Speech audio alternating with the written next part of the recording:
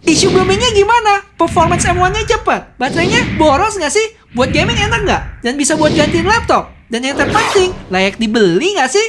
Tonton ini sampai habis, gue bahas semua. Yo guys, balik lagi sama Fendi, situ Cupu. Langsung aja di video kali ini, gue mau share pengalaman gue pakai M1 iPad Pro 2021 selama 2 minggu ini. Semoga bisa menambah wawasan dan jadi bahan pertimbangan kalian nih, kira-kira bakal sikat iPad ini atau enggak ya. Jadi nggak usah pakai lama, langsung aja kita cus ke kontennya. Langsung aja kita ke topik yang lagi hangat dibicarakan, yaitu isu bloomingnya, yaitu bercak-bercak yang ada di sekitar tulisan putih dengan background warna hitam. Gue ada sempet coba sih, dan hasilnya yes, emang ada. Cuma ini kalau kalian pakai brightness yang paling terang dengan cahaya sekeliling yang gelap banget. Dan sebenarnya buat gue nggak terlalu ganggu ya, karena gue jarang banget pakai brightness yang paling gede kalau misalnya cahaya sekelilingnya itu gelap. Biasanya kalau semakin gelap cahaya sekeliling, brightnessnya juga gue turunin. Overall harus gue akui kalau layarnya iPad ini luar biasa banget. Walaupun bukan pakai teknologi OLED, tapi kualitasnya nggak kalah kok dengan teknologi mini LED-nya. Dan apalagi kalau dibandingin sama versi sebelumnya, kelihatan sih bedanya. Warnanya lebih keluar, lebih terang, dan hitamnya pun lebih pekat. Ini juga cocok buat kalian yang kerja di bidang yang menyangkut sama warna, karena akurasinya itu dapat banget. Misalnya kalian edit foto-foto atau video-video HDR. Duh, performance-nya mah nggak usah ditanyain lagi deh. Chipset M1 ini nggak main-main dia. Pindah apps dari satu ke yang lainnya itu menyenangkan banget. Gue jarang sih berasa ada reload ulang untuk apps-apps tersebut. Kalian bayangin aja nih, dari nonton YouTube, terus pindah ke satu game, habis itu pindah lagi ke game lainnya. Dan perpindahan itu gue rasain cukup mulus sih, emang edan ini. Di samping itu gue pakai iPad ini buat edit foto atau thumbnail dari format RAW yang cukup gede filenya. Habis itu setelah kelar, lanjutin edit ke Photoshop. Dan nggak makan waktu lama sih buat pindah dari satu app ke app lainnya.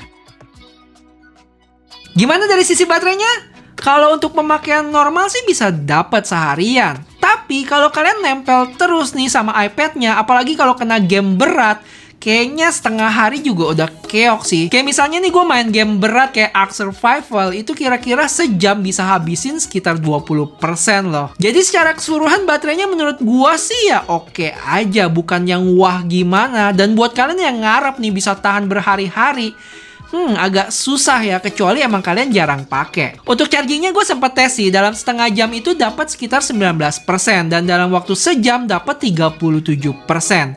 Total gue ngecharge dari 0 sampai 100 itu sekitar 3 jam lebih dikit, atau 3 jam lewat 3 menit. Dan ini gue pakai chargeran bawaannya dia ya, yang 20 watt. Untuk zaman now sih nggak bisa dibilang cepet ya 3 jam ini. Dan ngomong-ngomong charging, sebenarnya makin banyak gadget gue makin pusing ya. Kenapa? Karena makin banyak kepala charger yang mesti dipakai. Maka dari itu gue sikat kepala charger 65 watt dari Ugreen. Yang mana dengan satu kepala ini bisa disebar ke 3 USB-C dan 1 USB-A. Ibaratnya itu kalian punya 4 kepala charger digabungin jadi satu. Dan kepala charger ini pakai teknologi baru loh yang namanya GaN atau gallium nitride. Singkat kata, dengan teknologi GaN ini dia punya ukuran charger yang lebih kecil dengan suhu juga yang lebih rendah saat kita ngelakuin charging.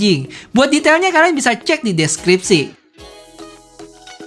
Informasi tambahan buat center stage ini, setelah gue lihat-lihat kayaknya dia hampir support untuk semua apps yang pakai kamera. Misalnya Facebook, Zoom, TikTok, IG, dan lainnya. Sebenarnya fitur ini udah otomatis sih kalau apps tersebut pakai kamera. Bisa aktifin di center stage-nya di settingan ini. Untuk kegunaan center stage, gue nggak usah ulangin lagi ya. Kalian bisa cek di video sebelumnya.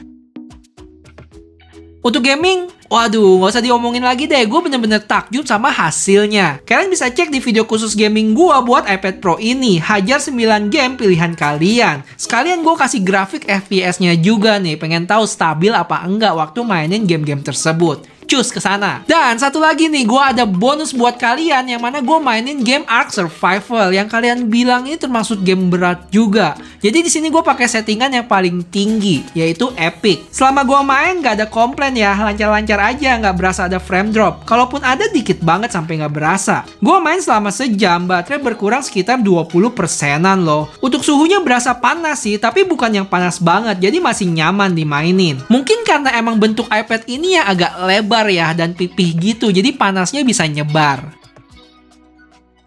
Overall secara desain nggak ada yang berubah di sini sejak beberapa versi sebelumnya. Perbedaan tebal 0,5 mm dan berat 41 gram dari versi sebelumnya ini jujur nggak berasa buat gua. Cuma satu masalah gua di sini, yaitu ukurannya. Karena ini emang pertama kalinya gue pakai iPad 12,9 inch. Dan serius, lumayan gede loh ini. Karena emang biasa posisi asoy gue buat main gadget itu adalah pas tiduran. Dan buat gua kegedean sih, agak berat jadi nggak terlalu nyaman. Untuk main game pun kalian mesti butuh bantuan stand buat mainnya loh. Plus masukin tas juga butuh space lebih. Jadi kalian mesti hati-hati aja saat tentuin mau pakai iPad yang 11 inch atau yang 12,9 inch. Saran gua sih disesuaikan sama kebutuhan kalian aja ya dan perilaku kalian waktu pakai iPad. Oh ya satu lagi, udah gede layarnya, dia tipis juga ya. Tapi di sini juga agak-agak ngeri nih. Kalau kalian misalnya taruh di kasur terus nggak sengaja itu iPad sih bisa bengkok banget atau malah sampai retak loh. Makanya di sini gue pakein case buat jaga-jaga biar lebih solid aja. Dan case yang gue pakai ini dari ISR. Gue pakai case ini karena dia magnetik gitu, jadi tinggal tempel aja dan ada tempat buat lindungin Apple Pencilnya di sini. Habis kadang-kadang ini masalah gue ya, si Apple Pencilnya itu bisa lepas loh kalau nggak dijagain. Dan gue yakin pasti kalian juga sering nih ngalamin kayak gitu. Terus untuk bagian luarnya sejauh gue pakai sekitar semingguan ini aman. Tapi sayangnya bagian dalamnya ini loh sebenarnya lembut,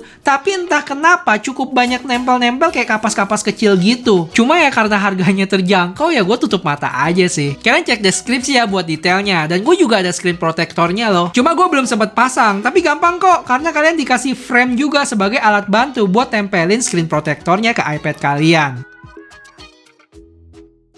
Sebenarnya ini balik lagi tergantung kebutuhan kalian pakai laptop itu buat apa. Tapi kalau buat gue pribadi, menurut kebutuhan gue masih belum bisa. Di antaranya ini karena nggak ada multi-user support. Terus file apps-nya masih kurang sih menurut gue. Misalnya waktu copy file nggak tahu nih progresnya atau bakal berapa lama selesainya. Dan masih banyak lainnya deh. Terakhir dan yang paling penting nih, aplikasi yang biasa gue pakai buat editing video nggak ada di iPad ini ya, yaitu Final Cut Pro. Dan gue yakin sih masih banyak apps-apps lainnya yang cuma ada di Mac atau di laptop tapi nggak ada di iPad ini. Cuma kita lihat aja nih nanti untuk WWDC yang akan bentar lagi mulai. Kita lihat ada gebrakan baru apa di iPad OS 15 nanti.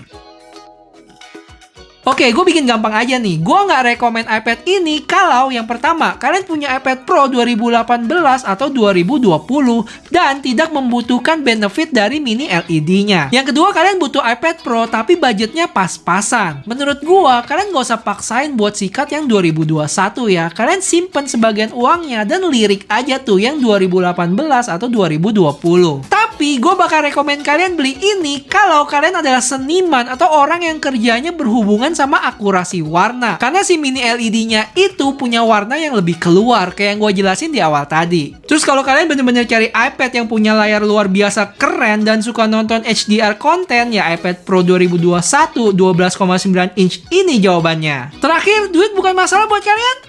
Kalau ini mah bebas bos, suka-suka kalian aja. Oke guys, gitu dulu videonya. Makasih banget buat kalian yang udah nonton sampai habis ya. Dan gue yakin sih banyak informasi yang bisa kalian dapat di video ini. Kalau iya, gue nggak minta banyak. Gue cuma minta tolong kalian buat like video ini ya. Dan share juga ke teman-teman yang ngebutuhin. Terakhir, kasih tahu gue juga ya, apalagi yang kalian mau lihat dari iPad ini. Oke, sampai ketemu di video selanjutnya. Bye-bye!